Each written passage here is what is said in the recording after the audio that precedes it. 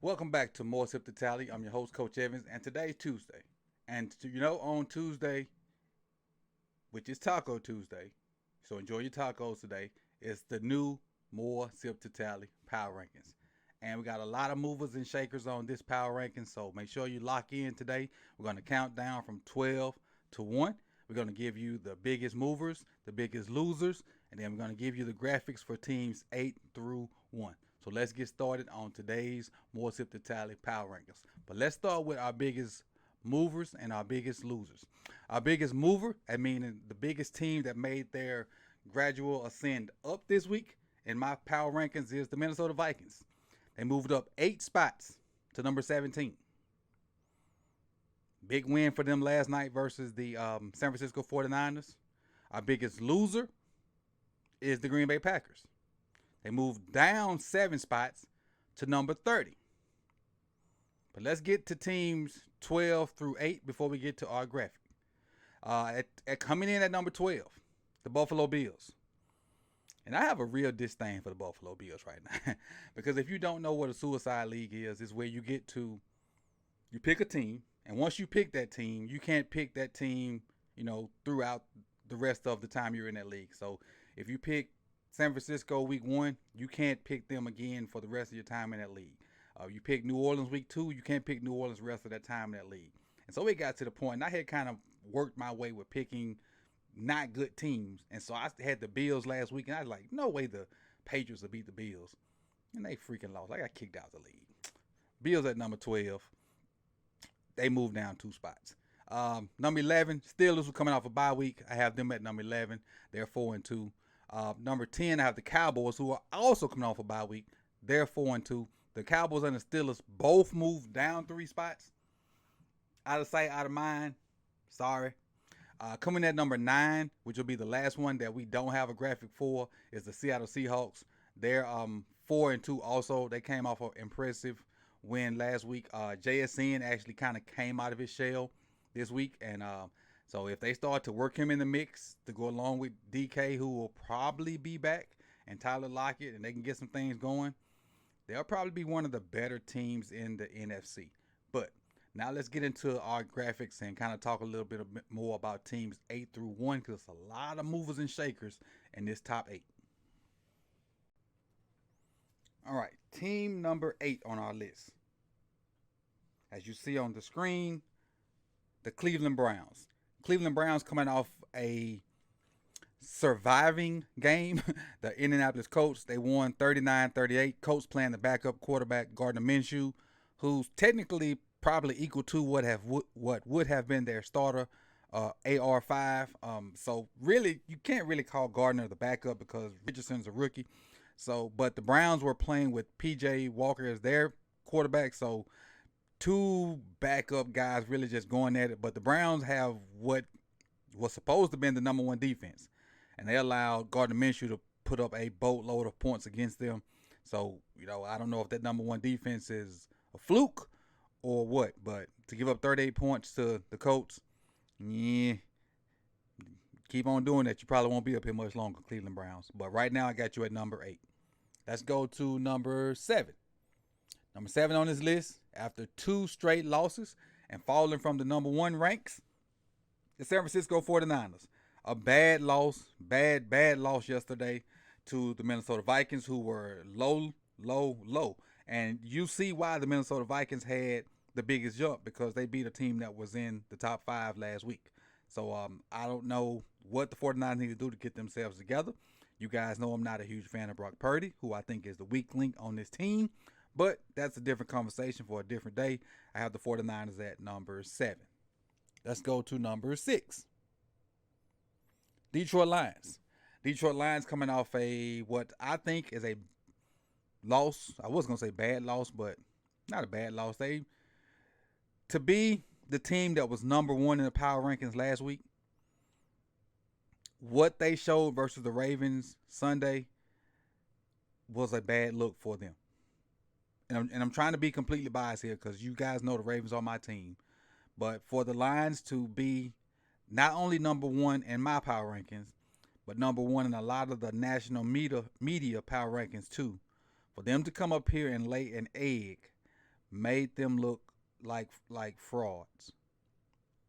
I don't think they're frauds. I think they're a really good team. I think the Ravens just were extra locked in on their assignments and tasks at hand. I think the Lions are one of the best teams in the NFC. I do. I just think they ran into a buzzsaw Sunday with the Ravens. And I think what you saw Sunday from the Lions is an anomaly. I don't think it's the norm. They have a good scheme. They have a good OC. They play hard on defense. I don't think you'll see 38-6 a bunch of time versus the Lions. I think they'll claw their way back into the top five, starting with the Raiders this week, and so they'll be back. They'll be back. They ran into a buzzsaw Sunday. Let's go to number 5. Top 5 here. This team right here is hotter than fish grease. If I'm not mistaken, they've won 4 in a row. The Jacksonville Jaguars, they beat the Saints on Thursday Night Football with a not 100% Trevor Lawrence. And with him not being 100%, probably had his biggest rushing day of his career, which is crazy. They went into the New Orleans Superdome and beat the Saints. And the Saints had a spirited effort because that game was boring as you know what. They were just chugging along, beating the Saints, and you look around and whatever happened, and the Saints tied it up at 24.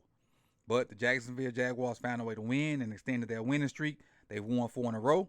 They're now 5-2, and look out for the Jaguars, man. They look like they want to be the team to come out of the the AFC South, and do the damn thing. Team number 4, Miami Dolphins. Miami Dolphins lost to the Philadelphia Eagles, and I heard some national media talking about them on my ride home from work today, and they were saying that the Dolphins just bludgeon the sorry teams and don't show up versus the good teams. That's not a good look. But I can't drop them out of the top teams because their offense is so potent. Their offense is so potent with all that speed, and because they do beat up on the teams they're supposed to beat on, they'll find a way to beat some of these good teams, and they're probably going to get to a point in their schedule where they're good teams upon good teams upon good teams. And if I'm not mistaken, don't they play the Chiefs in London Sunday? So they got to get right back at it. If I'm not mistaken, they play the Chiefs Sunday in London, and we'll look at it in a minute. I think they play the Chiefs Sunday in London, so they got to get right back up on that horse, and we'll see if they're a top 5 team here soon because the Chiefs are. You haven't seen them on this power rankings yet, but you will here soon. The Dolphins are number 4. Let's go on to number 3. Baltimore Ravens. Huge win over the then number 1 ranked Detroit Lions, so that vaulted them to number 3. Now, not just the winning versus the Lions, it was the way they won. The Lions ran 9 plays, and they were down 21-0. And the Ravens went on to dominate the then number 1 ranked Detroit Lions, and so I had to shoot them way up in this power rankings. And a lot of people say it was biased and whatnot, but when you do what you did to the number 1 ranked team, you get a few bonus points. And I have them at number 3 because of their performance from Sunday. And I saw some people have them as the best team in the league. I can't righteously put them up there yet because I don't think they are the best team in the league yet, but they are ascending. Let's go on to number 2. Number 2, I have the Philadelphia Eagles. And it's a little flip-flop with some people. Some people have the Chiefs number 1. Some people have the Eagles number 1. I have Philadelphia right here because I don't think Jalen Hurts is playing as good as he played last year. And until he starts to ramp up and play like that, they're kind of shaky. Even though they physically dominated the Dolphins, Hurts is still, I ain't going to say he's the weak link, but he's not where he was last year. That's why I have them at number 2. Their defense got better. They got Kevin Byard. Offense got like a little security blanket by picking up Julio. So their GM, I think Roseman is their GM. He killing it over there. He making sure they got bodies just in case something happens. So they may ease up in the number 1 spot, but we'll see because the Chiefs got a big game. I think they play the Dolphins Sunday. And as you can see, the Chiefs are number 1. And I said that the Jaguars were hotter than fish grease. So whatever's hotter than fish grease, that's what the Chiefs are. The Chiefs lost that first week to the Lions and haven't lost since. The Chiefs are 6-1. And again, some of their games are not pretty, but they haven't lost. Their defense is getting better and better and better. I love all three of their linebackers. Chris Jones is getting back to form. Kelsey went for like 190 something last game, and Pat is Pat. And you just, I mean, it's not pretty, but you just can't beat them right now. They're slowly trying to work receivers in. They went back and got Mecole Hardman because he wasn't doing nothing with the Jets, but just sitting there chilling. So they got a guy that can get over the top, and they ain't got to throw Mecole about 2 or 3 balls, and that's going to open up the middle for Kelsey even more. Even more. And so they just really just got another guy to open up the middle of the field for Kelsey. Mecole Hardman might get 2 catches a game. He might get 3 targets a game. But that's going to open the middle of the field up for Kelsey and MVS even more to do their thing, and Pat Mahomes is going to take advantage of it. So right now I got the Chiefs as the number 1 team in the more Sip2Tally power rankings. They've won 6 in a row. I appreciate you guys for coming through. Like, comment, subscribe, share it. I do put a lot of research into this. I don't just throw it on the paper. I extensive research into it. And I appreciate everybody for rocking with me with this. You could have been anywhere in the world, but you chose to be here with me. And I'll see y'all soon, man, on more Sip2Tally, where we for the streets. Peace and love. See y'all next week.